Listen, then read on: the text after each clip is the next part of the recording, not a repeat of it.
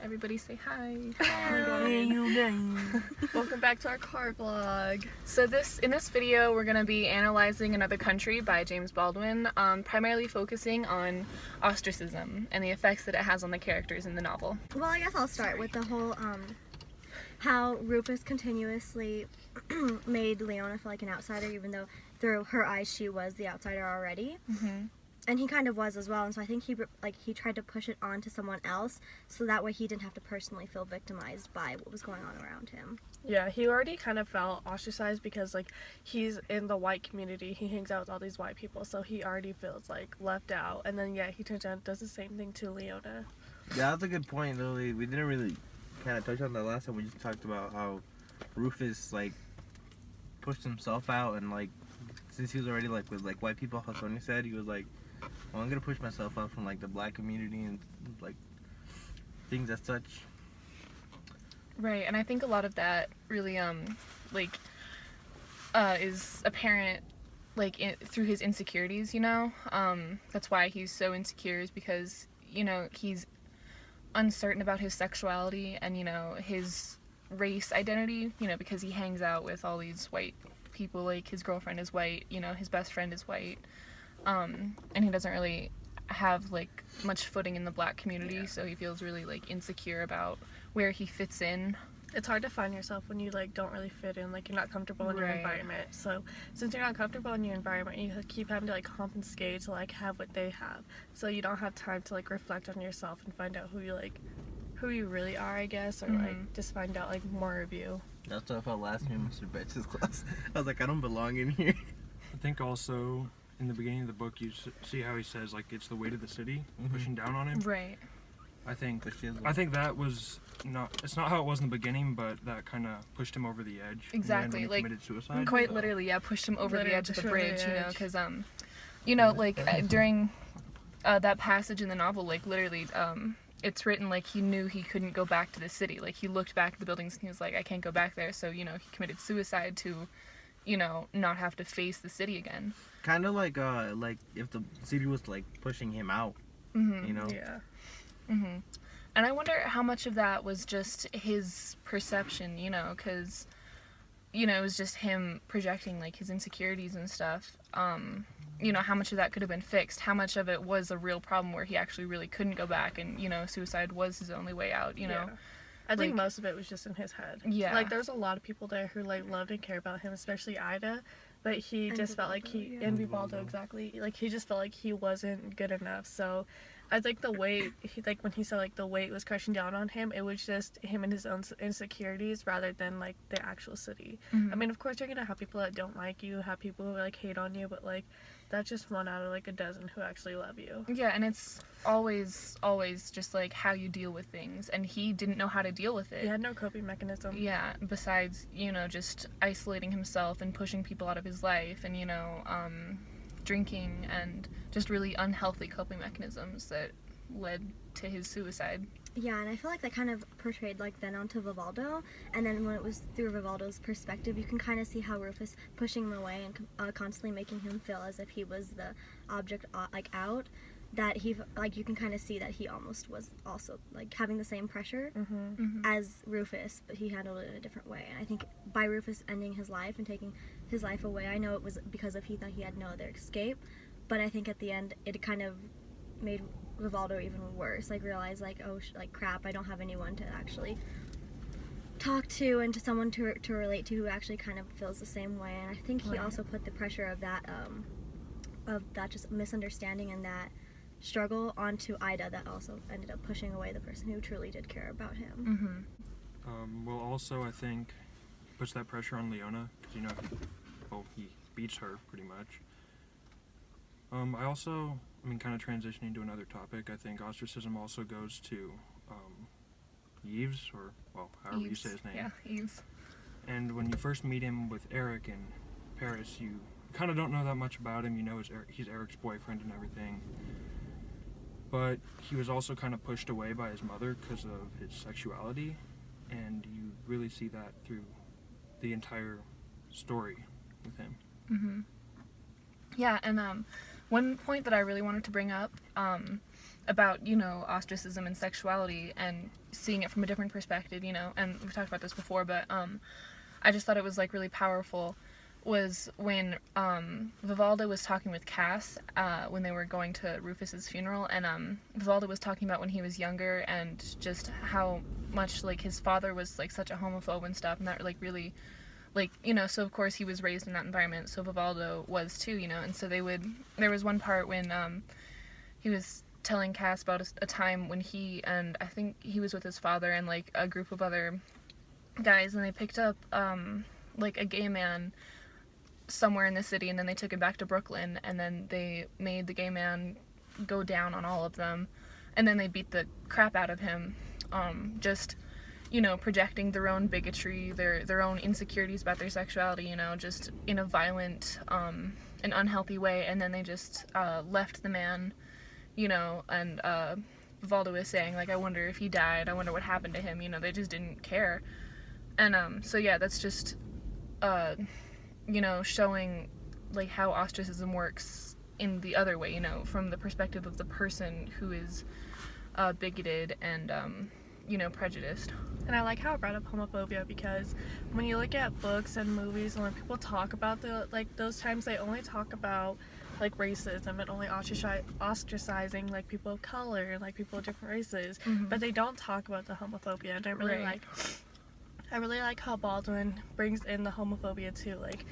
It really shows that was a very big major thing that people were having to go through. Right, and it's crazy to think Yeah. about, because our gay community is so big right now. Like back then, like they would just beat like on in the people for 60s, being it And was I so also think that taboo. it's interesting how he shed light even back then, how he was aware of what was going on around Right. him, Oh, and he yeah. had the courage to bring that up, because even now people still struggle with coming out and True. with talking about other sexuality than just the one that we're so used to, where it's only, there's such a defined line to it.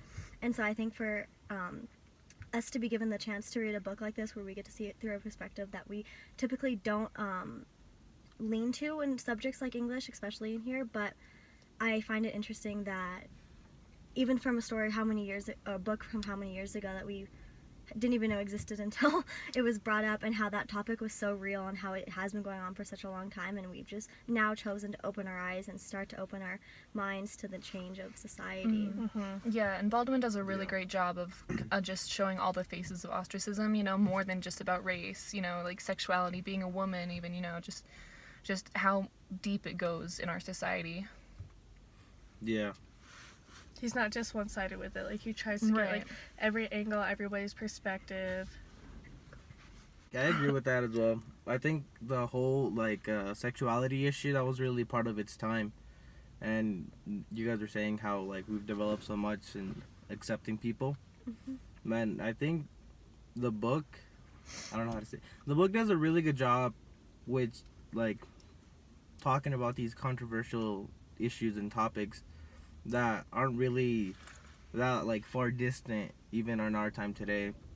Like even if we've developed with accepting people and their sexuality, there still is a lot of homophobia and a lot of Oh, definitely. hate and going on There's people. there's We still a still ton have- of hate crime. Yeah, a long way to we go have before we we're all- have become a lot more accepting, but It's still an far issue. way to It's, go. it's kind of But like compared to where we were back then, like we've Especially gotten for having a the lot voice. Right, better. even like Oh, writing a definitely. book like this, where Yeah. it's so Especially just in his raw, time. like well, in the 60s. I mean, the thing for me, it's not like writing the book, because writing the book in that time period is what was truly courageous, because yeah, writing a book like that nowadays, it'd probably be accepted and praised by almost every critic that read it.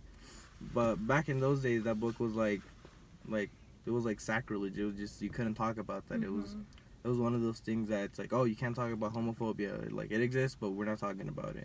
Yeah, it was a major taboo. Yeah. right. Robert? Well, I think, kind of like you said, it's really courageous to write a book like that in that time, but I also wonder, just personally, like how many other people would actually Oh, no. do something like that, but never actually did Yeah. in that time period. And because now it's more accepting to say something like that. To have an but opinion, yeah. I wonder if more people then had those opinions and were But just were too too afraid, scared to freak to out. actually do something And I about think it. that's why it's such like a great feat that James Baldwin did write this book, because he's giving a voice, you know, to those people who are too afraid to say something. But then, you know, if somebody else steps up and does it, then usually the people will follow, you know. They just need someone to take that first step. They need someone to like break the seal first, and I think Right. that's kind of what Baldwin did. You know what I think is like kind of what I think of is how the book was taken. Like just not only how it was controversial, also written by a person of color. And back in those days, even after the civil rights movement, all those things, black people were still treated unfairly. If not more, yeah. Yeah, if not more.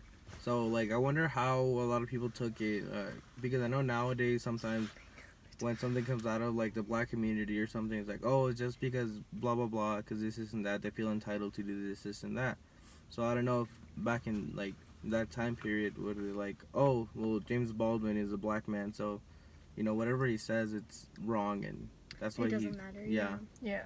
As opposed to like somebody like a white person or somebody of a different ethnicity that was more commonly accepted, maybe it would have been taken differently. Right, and I think that's definitely true. And you can even tie that back into like a passage in the book, you know, when when Vivaldo is walking along with Ida, you know, and Baldwin is describing the way that the white people look at them as an interracial couple, you know, the way that the white women view Ida as a thief of an available white man, you know.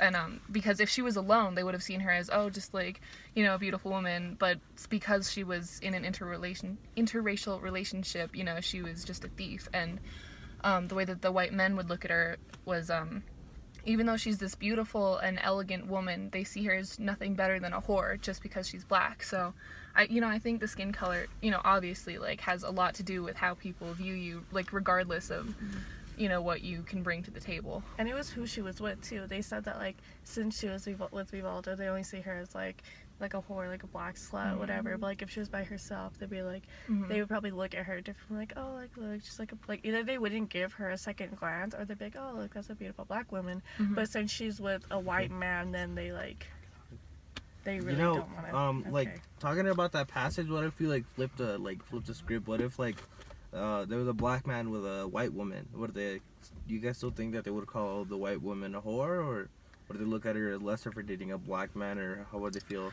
I think they would look at her as less a date. How would they look at the black man? Would I they feel be like they would think that the black man would be the thief then, and I'm sure many black women would even think of him as a traitor, you know, like, why are you dating that, like, white woman, you know? Kind of like Ida kind of does like that with Rufus. I was about to say when that, like, when Rufus and Leona got together, Right. Ida was like, if that was a black woman, you wouldn't have looked at her twice. Right. Not even just there, like a lot of instances Oh, a in the lot book. of times, yeah. Like whenever she talks to Vivaldo and start fighting, Vivaldo starts questioning, like, why am I even with her if she says she hates white people so much? Like, you know, like, he says it's not my fault that I'm white.